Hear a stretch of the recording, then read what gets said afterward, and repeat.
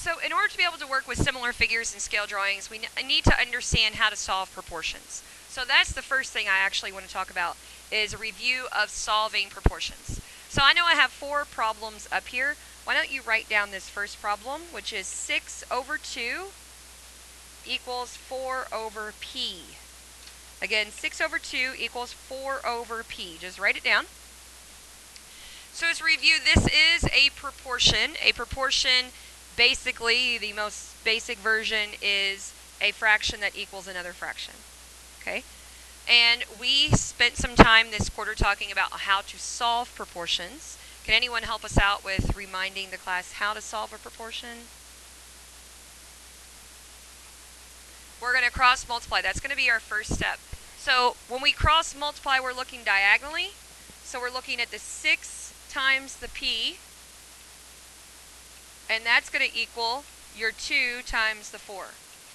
What is 2 times 4? 8. So 6 times p equals 8.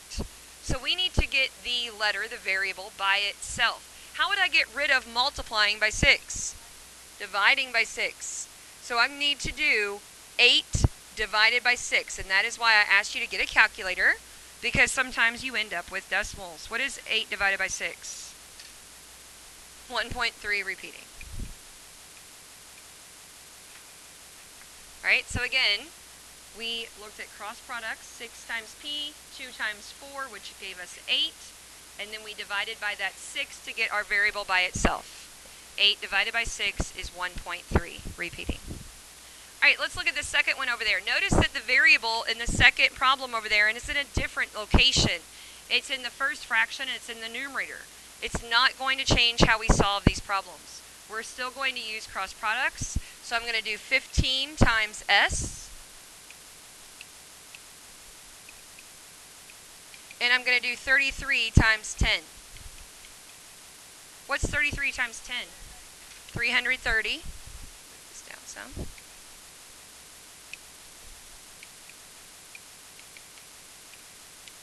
And then what's the last step?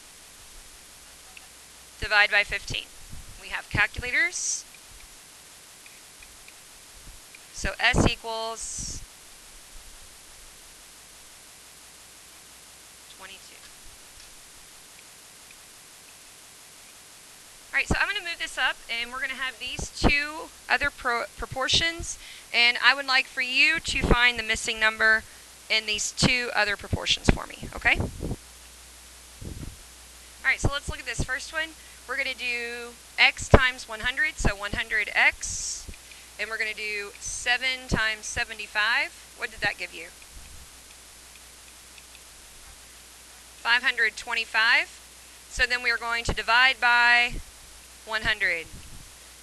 And 525 divided by 100 is 5.25. So that is your missing number. Alright, and then our last one over there, we're going to do 2 times b. And we're going to do 7 times 5, which is 35.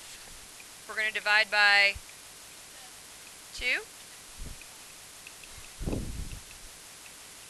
And 35 divided by 2 is the 17.5. Alright, so again, that was a review of solving proportions. So you don't have any on your CQA that's just, here's your proportion, solve it, okay? But we are going to be using proportions, setting up proportions to solve the problems for 1 through 5. So let's get to that. So if you have these 2 shapes, and they tell you that the shapes are similar, that means that they are proportional. Okay? Obviously one is bigger than the other one, but what they're saying is you can take this small shape and multiply the sides of the small shape by a number, and you get the big shape. Now if we used 2, well, 4 times 2 is, and that obviously didn't work for us. So it's not just going to be a whole number answer. If it was a whole number answer, then we would not need to use a proportion, okay? Because we could just use some common sense. But we're going to need to use a proportion. So this is my advice. I would say one shape is A and one shape is B. Since this one's first, I'm going to say this shape is A and this shape is B. And by labeling them, it's just going to keep me a little bit more organized. Now, whenever you make a proportion, again, a proportion is made up of two equal fractions. So I'm going to kind of set it up for myself like that. And the other thing that I'm going to do to stay organized is I'm going to say that shape A is going on top only, and shape B is going on bottom only. Okay, so that part's very important, that whatever shape you choose for the top stays in the top for both fractions. So let's choose one of the sides in shape A. Give me one of the sides, 6 or 4? 6, okay. Now, if we're choosing 6, then when we go over to shape B, what side matches up with the 6? The X, okay? The 6 and the X correspond, that's like the math term for that. They match up. And then the other side in A is 4, and 4 corresponds to 10. So that's how I make my two fractions, okay? And it's okay if you would have put 4 over 10 equals 6 over X. That'd be fine. The most important part, though, is that the 6 and the 4 go on top for your first shape, and the X and the 10 go on bottom for your second shape, and then that you match them up correctly, the corresponding sides. So now what we have is a proportion that we made for ourselves that we can solve just like we did the other ones. So why don't you go ahead and solve that proportion real quick.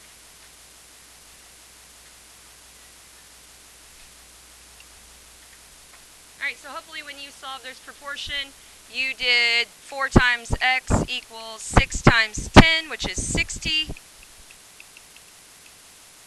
So that means x is 15. 60 divided by 4 is 15.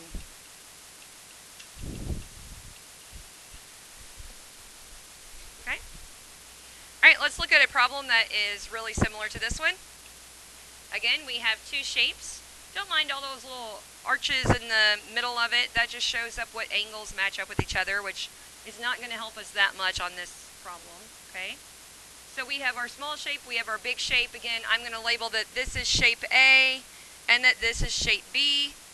I'm going to set it up so I have my proportion. I'm going to say that shape A is going to go on top and shape B is going to go on bottom. Again, this is just keeping me organized. In shape A, 2 of the sides are labeled in shape A. One side has 10, the other side has 12. It does not matter which one of these you choose first. Give me one. 10, okay. 10. Now we need to think over here in shape B, what side matches up with side 10? The 15. The 15 and the 10 match up, so that needs to make my first fraction. And then my other side in shape A was the 12, and the 12 and the M match up. So that makes up my second fraction. Now we have our proportion that we solve.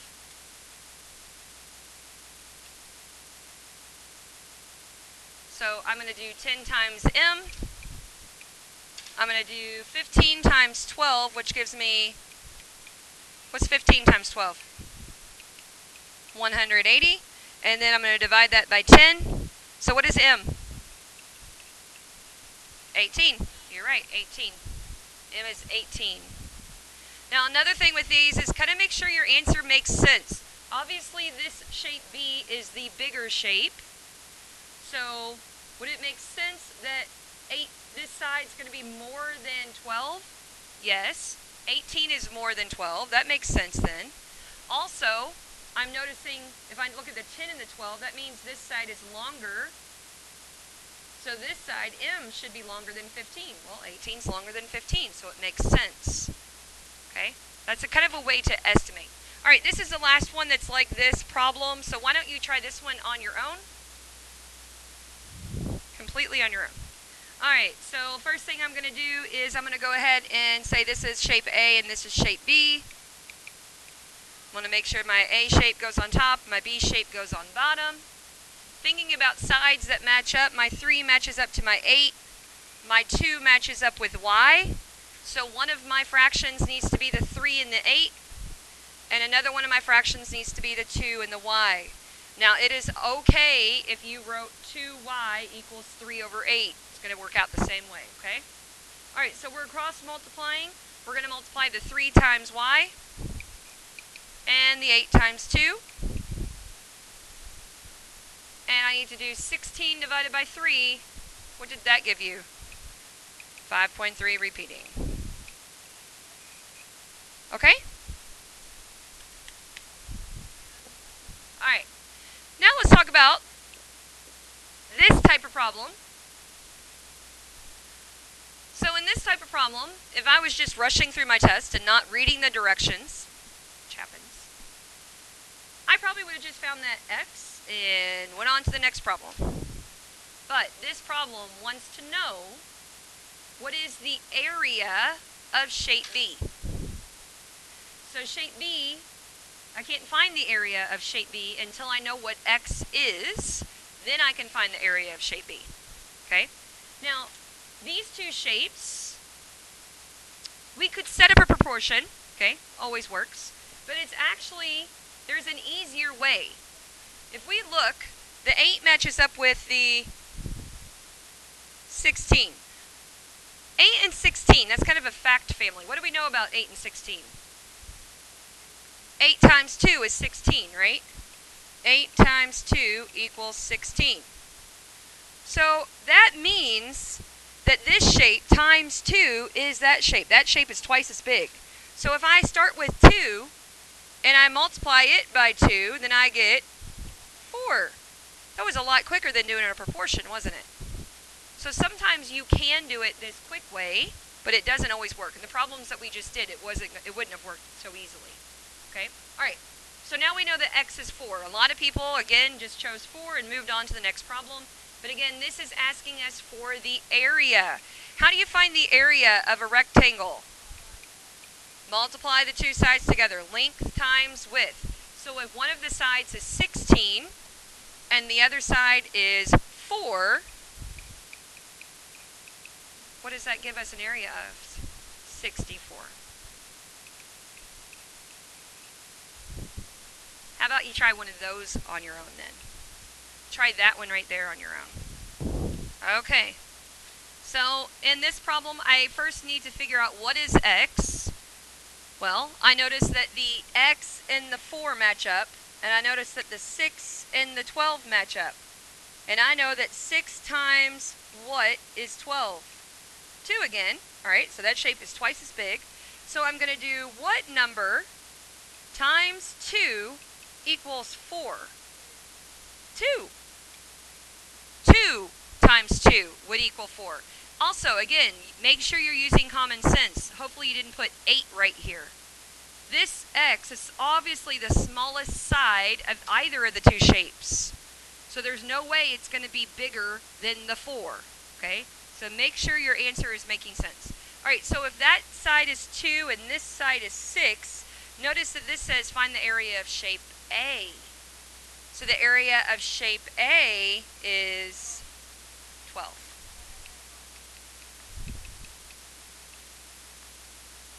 All right, any questions about this type of problem? Okay. So let's talk about what you do when you don't have any pictures. All right, now when you don't have any pictures, it's kind of like if a scale drawing where they have a scale, like upstairs they're doing all the construction, so they have a blueprint. They have a picture of what the school is going to look like, okay, but obviously it's not the same size as the actual school, the picture itself, right? It's a scale drawing. So let's say that the scale is right here. That on that picture, 1 inch on the picture is actually 20 feet in real life. Okay, so maybe the length of that wall is really just 1 inch on the picture, but in real life it's that big. I want to know if it's 1 inch is really 20 feet, then 12 inches would be how many feet? How'd you get that? Good. So if we're going from 1 inch to 12 inches, that's multiplying by 12. So I'm just going to go over here and do 20 times 12. I'm going to put it in my calculator, and you get 240 feet. All right? So you try that one then. Similar problem. So our scale is that 1 millimeter is 15 meters in real life, And on the model, we're talking about 3 millimeters, and I want to know how many meters is that in real life. So I'm multiplying, go from 1 meter to 33 millimeters is, well, this is multiplying by 3, right? So I need to multiply this one by 3. Okay. Now let's talk about if there is a fraction in the scale that's given to you. A lot of times when you guys see fractions, like, your brain just shuts down. Oh no, I don't know how to do fractions.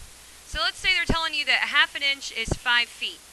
Before you figure out how many feet would be in 3 inches, let's first figure out, so we're going to rewrite this, let's first figure out how many feet would be in 1 inch. Okay, so again, if 1/2 inch is 5 feet, then 1 inch would be how many feet? So if we think about one whole thing, and we're talking about a half, and this is 5 feet, and this is 5 feet, then yes, 10 feet, right?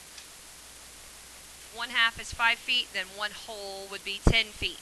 So now that we know that, let's go back up here and say, okay, but I have 3 inches. So we're basically breaking the problem into 2 parts. So 3 inches would be how many feet? 30 feet. And that's a lot easier than going 1/2 to 3.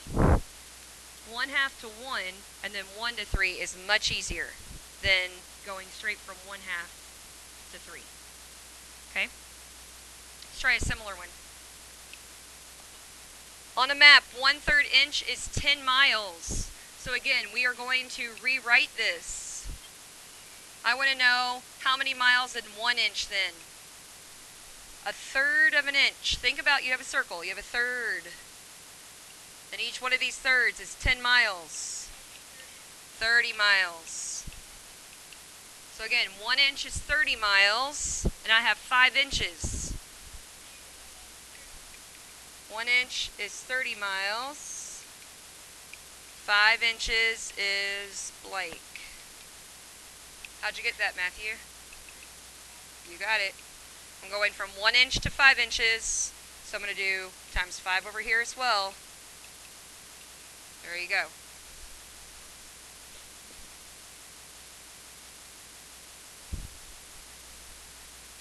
Alright, let's do this last one. You try this last one, please. And then you'll have the rest of the time to redo your 5 questions on CQA, like for real this time. Alright, you do this one.